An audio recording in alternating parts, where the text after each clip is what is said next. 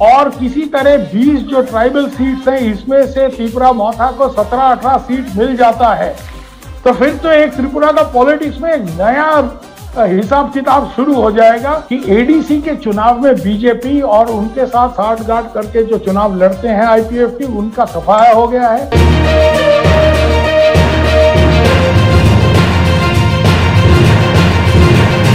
एक नंबर ऐसा है कि बीजेपी का कभी जो संगठन के तौर पर जो पकड़ बताया जा सकता है, ऑर्गेनाइजेशनल होल्ड या ग्रिप, वो कभी त्रिपुरा में था नहीं जी, और ना ही आरएसएस का यहाँ उतना अच्छा खासा कोई संगठन का दबदबा रहा है, कभी नहीं रहा है जी। यहाँ ऐसा हुआ, आप देखेंगे कि कांग्रेस और कम्युनिस्ट पार्टी के बीच में टकराव हुआ करता था और ज्यादातर जो बीजेपी में लोग आए जी, और जिन्होंने बीजेपी का संभावना को आगे बढ़ाया और 2018 के चुनाव में बीजेपी को जीत हासिल करवाया, ये सब लोग कांग्रेस से निकल कर आए थे।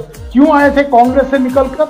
उनको ये लगने लगा था कि हमारे यहाँ त्रिपुरा में और बंगाल में भी पहले ऐसे ही था कि जो कश्मकश है, जो लड़ाई है, वो कांग्रेस और कम्युनिस्ट के बीच है। बट दिल्ली में कांग्रेस और कम्युनिस्ट का अच्छा खासा रिश्ता है। सीताराम येचुरी और राहुल गांधी लंच डिनर करते रहते हैं।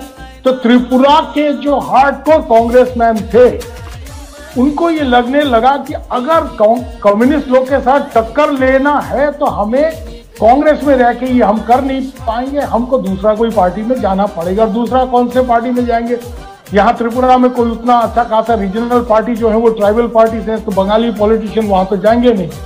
तो इनको लगा कि साहब बीजेपी एकमात्र ऑप्शन है जहां जाकर हम लोग कम्युनिस्ट को गिरा सकते हैं।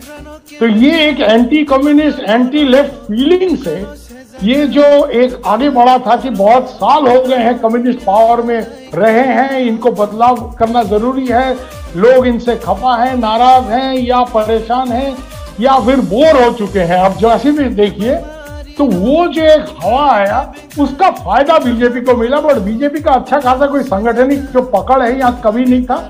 कांग्रेस से लोग भाग कर आए, कांग्रेस का वोट यहाँ ट्रांसफर हुआ बीजेपी की तरफ और बीजेपी सत्ता में आई। ये जो विप्लव देव साहब हैं, तो ये आरएसएस के हैं, पर बाकी सारे जो बड़े बड़े जो लीडर्स कांग्रेस के मिनिस्ट्री में थे वो सब कांग्रेस से आए हुए थे। अब इसके बाद जो जैसे रश्मि बता रही थी कि इनके अंदर में भी काफी झमेला इसलिए हुआ है कि एक तो कुछ आरएसएस के लोग जो थे ट्रेडिशनल, उनका उतना कोई दबदबा लोकल पॉलिटिक्स में था नहीं, बट वो आरएसएस के लोग हैं, विप्लव देव जैसे लोग, तो उनको ये लगा कि साहब यहाँ मेन जो पावर है, जो सीट वगैरह हैं, जो मिनिस्ट्रियल पोस्ट है, ये हमें आना चाहिए। कांग्रेस के लोगों को लगा, जो कांग्रेस से आए हुए थे जैसे रतन चक्रवर्ती, सुदीप राय बर्मन, कि साहब हम लोगों के आने के वजह से ये लोग पावर में आए हैं, तो हमको अपना जो है, हमको अपना जो डिजर्विंग जगह है उसको मिलना चाहिए। तो पहले से एक शुरुआत से ही गड़बड़ शुरू हो गया। ये सुदीप राय बर्मन जिसका तस्वीर आप दिखा रहे हैं, इनके पिताजी भी चीफ मिनिस्टर थे। इनको, ये तो मेरे स्कूल के हैं, देहरादून राष्ट्रीय इंडियन मिलिट्री स्कूल के हैं, हम भी वहाँ के हैं। तो इनको ये लगने लगा कि साहब हमें चीफ मिनिस्टर बनना चाहिए। विप्लव देव को क्यों बना रहे? विप्लव देव को त्रिपुरा में उतना कोई जानता वानता नहीं है। हाँ, 3-4 साल पहले भी चुनाव से विप्लव देव का कोई पहचान उतना कुछ खास नहीं था। हाँ, तो नॉर्थ इंडिया में पॉलिटिक्स करते रहे, वापस आए थे, बीजेपी के प्रेसिडेंट बने, तब से उनका थोड़ा दबदबा हुआ है। तो सुदीप राय बर्मन जो है मुख्यमंत्री के लिए लड़ने लगे।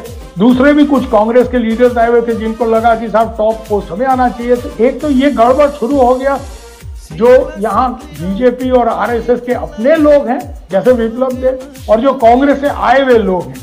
अब यहाँ त्रिपुरा में एक और फैक्टर, बड़ा इंपॉर्टेंट फैक्टर है, ट्राइबल फैक्टर, कि ना बीजेपी ना कांग्रेस, इन किसी का भी ट्राइबल एरिया में कोई खास इन्फ्लुएंस नहीं है। तो ये ट्राइबल जो क्षेत्रीय दल है, आईपीएफटी के साथ मिलकर यहाँ सरकार इन्होंने बनाया था।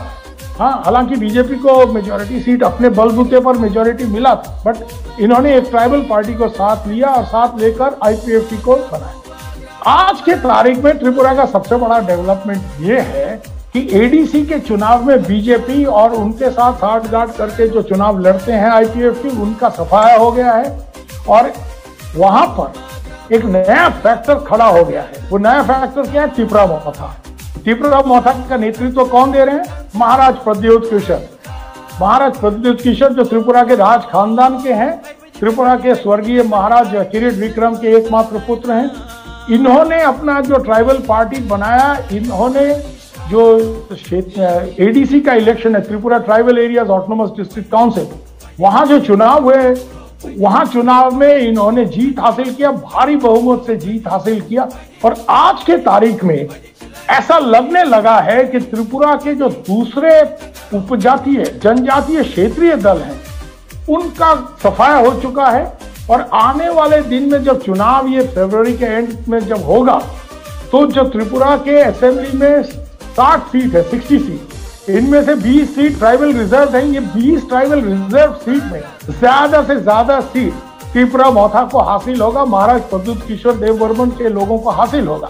अगर वैसा होता है और अगर यहाँ बीजेपी अपना जो पहले का परफॉर्मेंस नहीं दिखा पाती है, बंगाली एरिया में भी उनको पीछे हटना पड़ता है, जिस तरह से उनके लोग कांग्रेस में गए हैं, दूसरे पार्टीज में गए हैं, तो अगर कांग्रेस, कम्युनिस्ट पार्टी और बीजेपी, इनको अगर 15-20 इस तरह का सीट मिलता है और किसी तरह 20 जो ट्राइबल सीट्स हैं, इसमें से त्रिपुरा मोथा को 17-18 सीट मिल जाता है, तो फिर तो एक त्रिपुरा का पॉलिटिक्स में एक नया हिसाब किताब शुरू हो जाएगा कि एक ट्राइबल पार्टी मेजॉरिटी पार्टी है और शायद कोई भी कॉलिशन गवर्नमेंट बनेगा, उसका सीनियर पार्टनर के दावेदार वो लोग होंगे और महाराज प्रद्युत किशोर सीएम के दावेदार बन जाएंगे। तो आने वाले दिनों में त्रिपुरा में जो इतने दिन राजनीति होता रहा है कि कांग्रेस आया था, फिर सीपीएम आया पावर में, बहुत दिन वो लोग रहे, बीजेपी एक टर्म रहे हैं, बट आज के तारीख में ये ट्राइबल फैक्टर बहुत बड़ा एक तरीके से आगे आया है, जहां की शायद पहली बार जो जूनियर पार्टनर के रोल में ट्राइबल पार्टीज रहे हैं, वो ट्राइबल पार्टी में से ऐसा पार्टी महाराज प्रद्युत किशोर देववर्मन का त्रिपुरा मोथा, शायद दूसरे पार्टीज में बंगाली वोट का बंटवारा हो जाने से ये लोग आगे निकल जाएं, तो एक बड़ा नया समीकरण त्रिपुरा के राजनीति में बन सकता है, जिसके तरफ मैं आपके दर्शकों का ध्यान आकर्षण करना चाहता हूं।